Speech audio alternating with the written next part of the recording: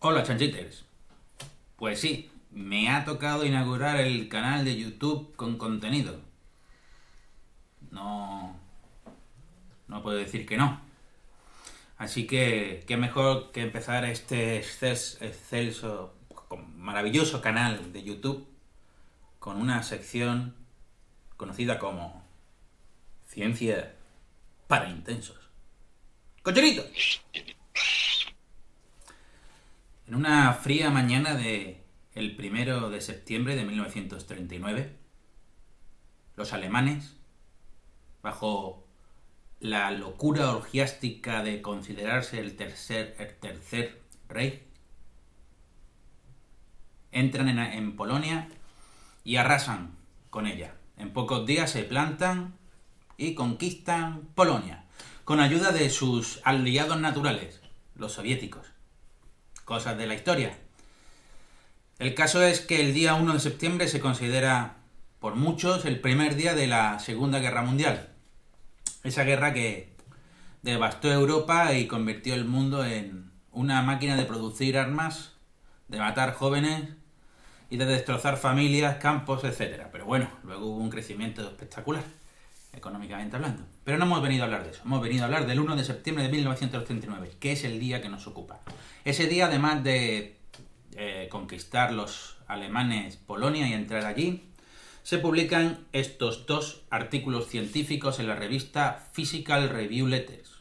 Mentira, Physical Review Letters se lo pusieron luego. En el volumen 56, como hemos dicho, a día 1 de septiembre de 1939. ¿Por qué son importantes estos dos artículos científicos? Bueno, porque uno de ellos está firmado por Robert Oppenheimer. Diréis, bueno, ¿y qué? Bueno, ¿y qué, muchachos? Fue el maldito jefe del proyecto Manhattan, el creador de la bomba atómica estadounidense. Sí. Y el segundo artículo, también en esa revista, volumen 56 del Physical Review del 1 de septiembre de 1939, el amigo Niels Bohr, junto con un chavalín llamado John Archibald Wheeler, se descuelga con este artículo sobre el mecanismo de la fisión nuclear. Cosa que se conocía desde aproximadamente 1930-1933. Empezamos a ver ya que los núcleos se podían romper en trocitos más pequeños cuando se les bombardeaba con otras partículas, como por ejemplo neutrones, pero no había un mecanismo todavía que nos pusiera de acuerdo. Y diréis, ¿y esto por qué es importante? Bueno, pues porque este artículo nos explicó cómo hacer bombas nucleares. El caso es que ya Enrico Fermi, sobre 1933-1934, empezó a bombardear átomos o materiales de núcleos pesados con neutrones. Y vio que pasaban cositas. Ahí estaban pasando cosas, lo que pasa es que todavía no entramos en profundidad.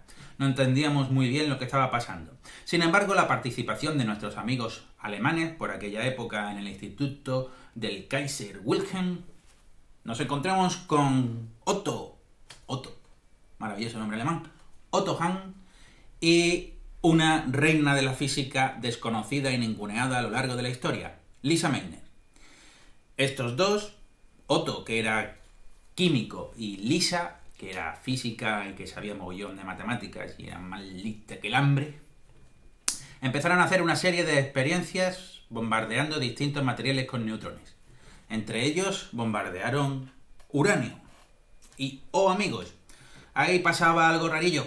Sí, no quedaba uranio. Estaba el bario por un sitio y kriptón. Salía por ahí kriptón y también salía un poquito de energía. Nada. Entonces estos experimentos se volvieron a repetir una y otra vez, ya con la participación de Fritz Strassmann. Aquí tenéis a los tres, Otto, Lisa y el amigo Strassmann. Y bueno, pues aquí, ¿qué estaba pasando? Por favor. Fue Lisa la que se dio cuenta que aquello era sin duda la prueba de que estaban fisionando el uranio.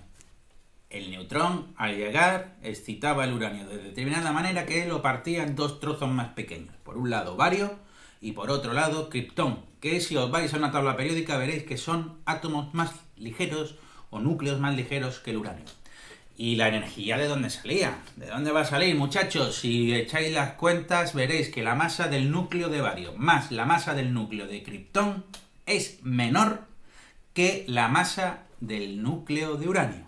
Y diréis, oh, falta masa. No. ¿Por qué? porque ahí lo que se dio cuenta la Lisa, que ya he dicho que era un ratón colorado, con los ojos buscando siempre la explicación a todo, ella se dio cuenta de que aquello era, pues básicamente, sí amigos, la confirmación brutal de la belleza de la famosísima y malinterpretada fórmula E igual a mc al cuadrado. Ahora estaría guapísimo que alguien pusiera aquí esto así apareciendo, pero bueno, ya sabéis lo que os digo, ¿no? No sabemos hacerlo, con lo cual os lo imagináis. E igual a mc al cuadrado, que es la peor fórmula de la física, porque nadie la entiende. Tú sí, porque te la he explicado yo. Y entonces resulta que lo que pasa es que la diferencia de masa entre el uranio y estos dos núcleos, bario y kriptón, pues como estos pesan menos que este, la diferencia entre estas dos no ha desaparecido, porque eso violaría la conservación de la masa y de la energía, sino que se ha transformado en energía. ¿Y qué cantidad de energía? Pues eso es lo que te da la formulita E es igual a mc al cuadrado, aplicada, sí amigos, en este caso se puede aplicar a la fisión del uranio. Pero entonces tenemos un problema. Bueno, en realidad no tenemos un problema, sino que tuvimos bastante suerte. Afortunadamente, para nosotros, Lisa Meitner, para ella tuvo que hacer una auténtica odisea, tuvo que escapar de Alemania porque estaba en una lista negra, ya sabéis que con los judíos no se llevaban muy bien del todo, y entonces ella intentó escapar y acabó en un instituto de investigación en Copenhague. El instituto de investigación que regentaba un señor, un pope de la física, que era Niels Bohr, que por aquel entonces estaba en Estados Unidos. Alrededor de 1939 estaba en Estados Unidos dando una serie de conferencias de que si cuántica, que si nuclear, en fin, los temas que a él le ponían danés perdido. Y en esta ocasión, pues el 25 de enero de 1939, le comunican al señor Bohr que han repetido los experimentos de Hahn y Stresemann, y efectivamente con la explicación y la ayuda de Lisa Meitner han entendido lo que está pasando, y entonces se lo comunican al jefazo. Y el jefazo, que estaba en Washington DC, capital de Estados Unidos, en una conferencia en la Universidad George Washington de USA, entonces les explica a todos los campeones que estaban allí, incluido Enrico Fermi, que estaba en el público, lo que está pasando con los núcleos. Señores, que lo estamos partiendo, muchachos. Enrico Fermi, que algo sabía del tema, se acerca a Niels Bohr y le dice: ojito con lo que está pasando aquí, muchacho. Danés. ¿Por qué? Niels Bohr era un gran danés, ya lo sabéis. Entonces le dice: muchacho, en esta reacción que tú nos estás contando, ¿cuántos neutrones necesitamos para romper un átomo de uranio? Y dice Niels Bohr con muy buen criterio: 1. ¿Y cuántos neutrones salen cuando se parte el uranio en bario y kriptón? Y dice Niels Bohr, que era también ahí, era más vivo que... ¡Ya! Le dice 3. ¡Ojo, amigo! ¡Ojo! ¿Por qué? Porque si tú coges y rompes un uranio y te libera 3 neutrones, esos 3 neutrones se podrán encontrar con otros 3 núcleos de uranio, generándose reacción en cadena. Y eso es malo y bueno a la vez. No es ni malo ni bueno en realidad, depende de cómo lo usemos, porque las reacciones en cadena significa que se producirá la fisión muchas veces y se producirá una gran cantidad de energía. Lo que pasa es que eso se descubrió en una época chunga. Y entonces enseguida le vieron dijeron: esto huele a bomba que tira de espaldas.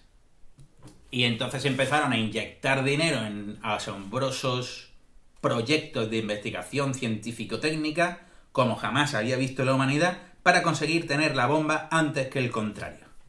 Los alemanes tenían un programa nuclear que, entre otros, estaba Werner Heisenberg, el de la indeterminación, que algo sabía también de mecánica cuántica y de física nuclear, el chaval, y que no está claro su papel en la historia, si lo que hizo fue impedir de alguna manera que los alemanes tuvieran acceso a la bomba atómica. Eso nunca lo sabremos.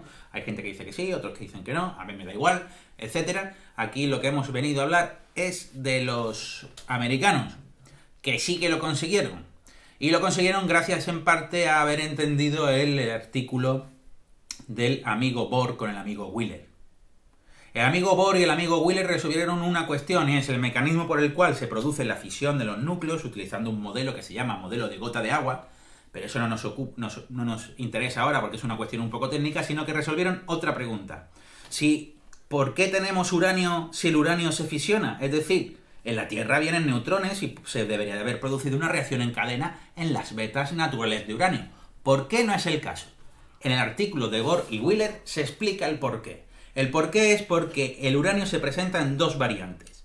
En un núcleo que tiene 238 partículas, que se llama el uranio 238, y un núcleo que tiene 235 partículas, que se llama uranio 235. Evidentemente, como son dos núcleos de uranio, tienen el mismo número de protones, 92, y el resto, hasta el 238 y el 235, son neutrones. ¿Qué ocurre? Que en la naturaleza lo que se presenta casi de manera únicamente es el 238. Y resulta que ese 238 absorbe los neutrones y para fisionarse, es decir, para romperse en dos núcleos, necesita que el neutrón venga con mucha velocidad, con mucha energía. Si no viene con una energía como la que él necesita o superior, no se fisiona, sino que lo absorbe, se convierte en uranio 239, emite dos electrones y aparece una cascada nuclear o una serie radiactiva o como queráis llamarlo, lo que sabéis de física nuclear. Pero no se fisiona de entrada, con lo cual no sirve. Y resulta que en la naturaleza, como hemos dicho, una muestra de uranio tiene un 99% de más, pero vamos, alrededor del 99% de uranio 238 y muy poca cantidad de uranio 235. El uranio 235 no, el uranio 235 le llega un neutroncito y da igual que venga con mucha o con poca energía, que casi siempre se va a fisionar produciendo esa cuestión. Entonces, es la cuestión de la fisión. Y entonces Bohr y Wheeler dijeron, pues si queréis construir lo que sea y que funcione, y ya olía aquella bomba, tenéis que usar uranio 235. Pero separar el uranio 238 y el uranio 235 se diferencian entre neutrones en el núcleo. Eso es difícil. Hay que desarrollar técnicas potentes. Hoy día se puede hacer, es bastante fácil, pero en aquellos momentos aquello era un sin Dios. ¿Y entonces qué hicieron? Pues se dieron cuenta de otra cosa. En ese mismo artículo se dice, pues hay otros materiales como por ejemplo, yo qué sé, plutonio. ¿Plutonio? Plutonio. Eso es una gran noticia. ¿Por qué? Porque las investigaciones nucleares que estaban haciendo para construir las bombas atómicas, que encontraron que en una de las reacciones secundarias de los reactores se producía plutonio. Con lo cual habían encontrado un método barato de construir o de llegar a generar material nuclear para sus queridísimas bombas, el plutonio. Claro está.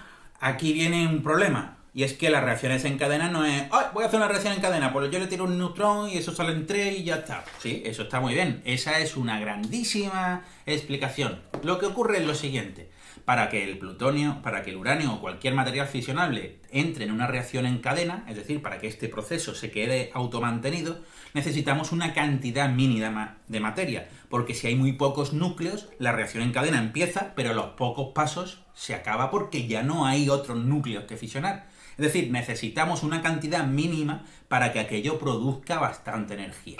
Y si queremos... ¡Gol en las gaunas! Pero bueno, eso no pasa nada. Me acaban de interrumpir porque son las señales horarias. Me he quedado asustado. Pero bueno, sigo con mi rollo... Es que me he despistado con las voces de ultratumba. Pero seguimos. El caso es que si no tienes una cantidad mínima de energía o una densidad mínima, es decir, la masa crítica o la densidad crítica, la reacción en cadena no se produce. Pero con el uranio la cosa estaba chupada. Tú coges uranio y dices, ¿cuánta es la masa crítica? La calcularon así por encima, unos 50-60 kilos. Pues cogemos un trozo grande de uranio de 60 kilos, lo juntamos, le tiramos neutrones y ¡pum! Reacción en cadena. Ya tenemos una bomba, muchachos. Con el plutonio eso no se puede hacer porque el plutonio también se presenta en dos variedades, plutonio 241 o plutonio 239. Resulta que el plutonio 241 se fisiona mucho más rápido que el 239, con lo cual, si nosotros intentamos juntar dos partes para llegar a la masa crítica, justo al juntarse se producirá una pequeñita reacción en cadena que destrozará la muestra, con lo cual te has cargado tu bomba. Y además nadie quería ir montado encima de una bomba nuclear activa. ¿Cómo solventaron el tema de detonar una bomba de uranio? Pues cogieron uranio, le quitaron un trozo para generar la masa crítica y entonces con un cañón dentro de la bomba lo que hacían era lanzar este trozo dentro del otro, ya tenías la masa crítica, ya podías tener la reacción en cadena, ya la habías liado parda. Con el tema del plutonio, la cosa no era tan simple, por lo que hemos explicado. Con lo cual, a alguien se le ocurrió comprimir plutonio que no estuviera en la masa crítica, pero comprimirlo tanto como que para que al final sí que tuviera la densidad crítica y sí que desarrollara una reacción en cadena. Y cuentan en los mentideros que la inspiración vino del artículo de Oppenheimer que explicaba cómo se comprimía una estrella para generar un agujero negro. Con lo cual, al final, el círculo parece que se cierra y es bastante impresionante que un 1 de septiembre de un fatídico año 1939, por un lado, empezara la Segunda Guerra Mundial y por el otro empezara a ponerse en marcha la maquinaria que solventaría esta guerra. Porque una vez que los nazis se rindieron en el 45, aún quedaba un frente abierto para los americanos, los japoneses, y quisieron acabar la guerra a lo grande, así que el 6 de agosto de 1945 dejaron caer a Little Boy sobre Hiroshima. Y 3 días después, sobre Nagasaki, dejaron caer a Fat Man. Y diréis, bueno, ¿y qué? Bueno, pues la primera era una bomba de uranio y la segunda era una bomba de plutonio. Y la cosa en Hiroshima quedó así. Así que uno no sabe dónde va a saltar la historia y más vale que hayamos aprendido algo de los últimos tiempos. Los libros están ahí. Nos seguimos viendo, muchachos, y escucháis fuerte los 3 chanchitos que nos salimos. ¡Ay! ¡Cochinitos! Los 3 chanchitos.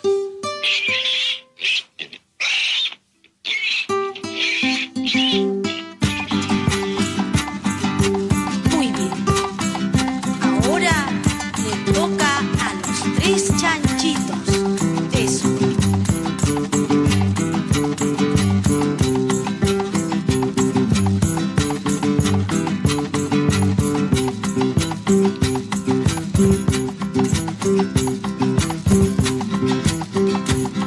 Chanchitos desobedientes sin el permiso de su mamá.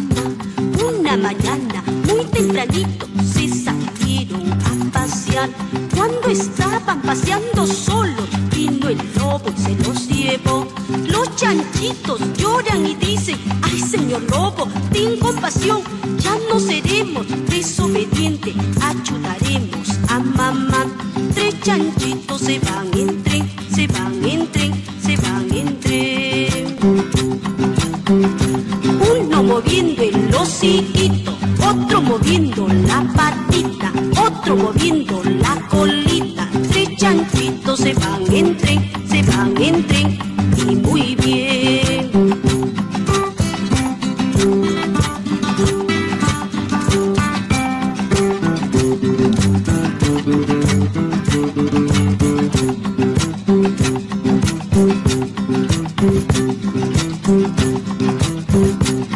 Chanchitos desobedientes sin el permiso de su mamá. Una mañana muy tempranito se salieron a pasear.